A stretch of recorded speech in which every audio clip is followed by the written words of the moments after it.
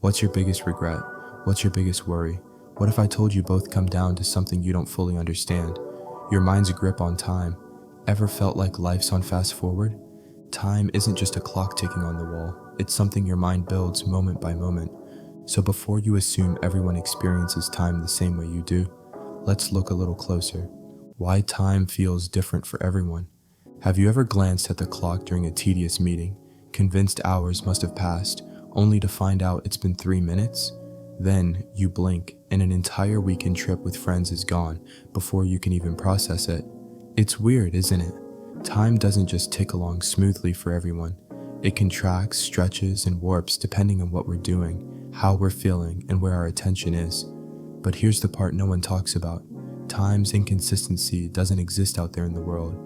It's all happening in your own mind. Think about a memory from your childhood, like those endless summer days when you used to ride bikes or just hang out until the streetlights came on. Everything felt slower, richer, and fuller back then. But now, as an adult, the years are flying by so fast that last summer feels like yesterday. What changed? Your brain did. When you're young, everything is new. New sights, new sounds, new experiences, and your mind takes its time to process it all. This deliberate processing stretches your perception so that time feels expansive. But as you grow older, routine kicks in. Your brain gets better at scanning for shortcuts, at skipping over the boring familiar stuff, which makes life feel like it's speeding up. That's why adults often feel like time is slipping through their fingers, while a kid waits forever just for the school day to end. Here's where it gets even stranger. Time doesn't just speed up or slow down because of routine. It twists itself based on how you're feeling in the moment. Ever noticed how time seems to drag when you're stuck in a line or sitting in traffic? That's because boredom leaves your brain hyper-focused on every second passing, magnifying the experience.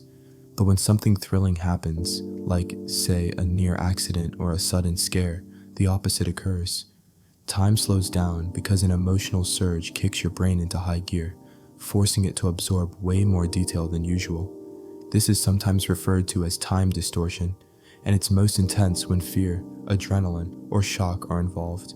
It's part of why traumatic events feel so vivid, even years later. Your brain took a magnifying glass to every moment during that experience, making it feel infinitely longer than it actually was. But it's not just the extreme moments that play tricks on time. Everyday experiences mess with it too. Let's talk about something called the oddball effect, which explains why new and unusual events seem to last longer in your memory. Say you walk the same route to work every day. You barely notice where you're going because your brain is on autopilot. But let's say one day you spot a man carrying a bright green parrot on his head. Totally out of the ordinary, right? You'll probably remember that walk more vividly, and it might even feel like it lasted a bit longer because your brain had to work harder to process and store that odd image.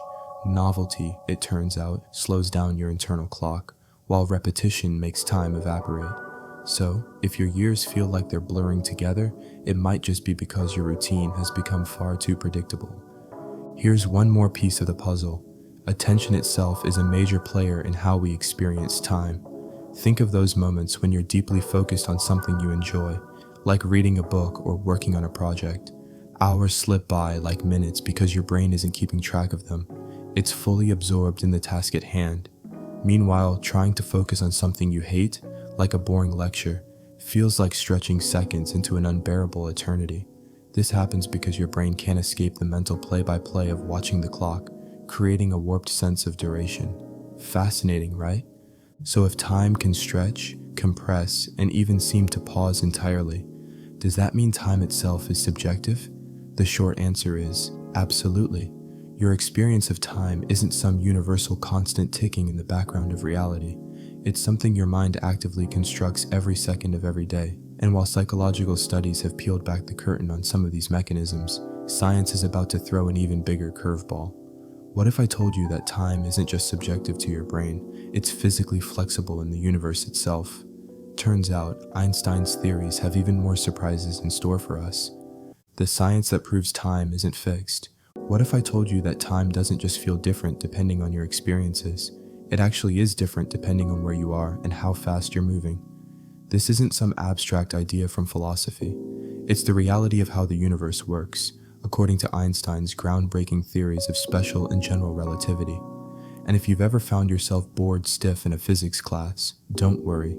We don't need to dive into complicated equations to get what this means for how time actually behaves. Let's start with the idea of time dilation. Imagine two clocks, one here on Earth and one on a spaceship, traveling at nearly the speed of light.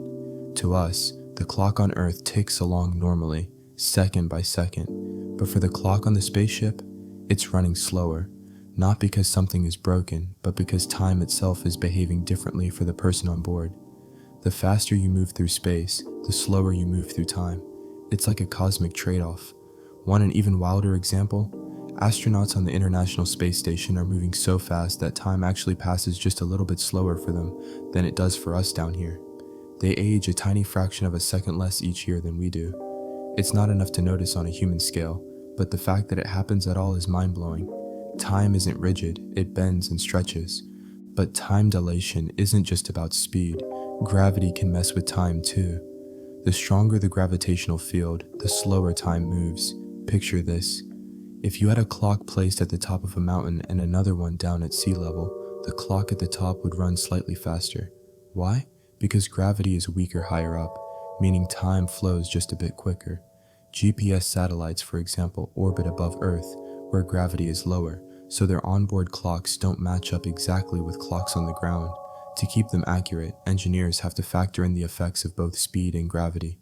Otherwise, your phone's directions would be off by miles every single day.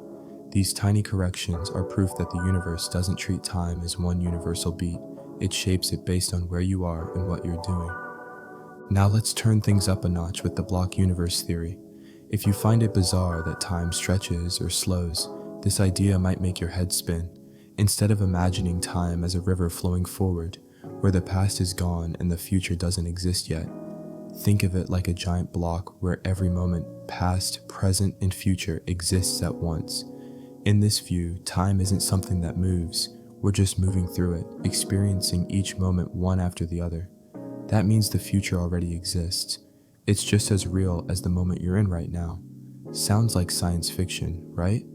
But it's a legitimate consequence of Einstein's work. If all moments exist together, the passage of time could be an illusion, something our brains construct to make sense of the universe. Here's where this gets fascinating.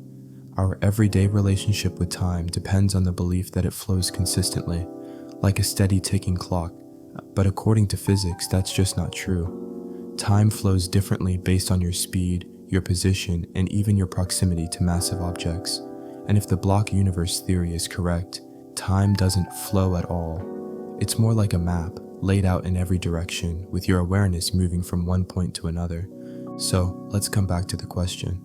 What does this mean for how we live our lives? If time isn't this rigid, forward-marching concept we've always believed, how should we think about the present, this fleeting moment we call now? And even more importantly, what should we do with it? The philosophical question of now. If the past, present, and future all exist at once, how does the present moment even make sense? That's the question philosophers and thinkers have wrestled with for centuries. On the surface, now feels like the most real thing we experience. It's where we make decisions, where life happens.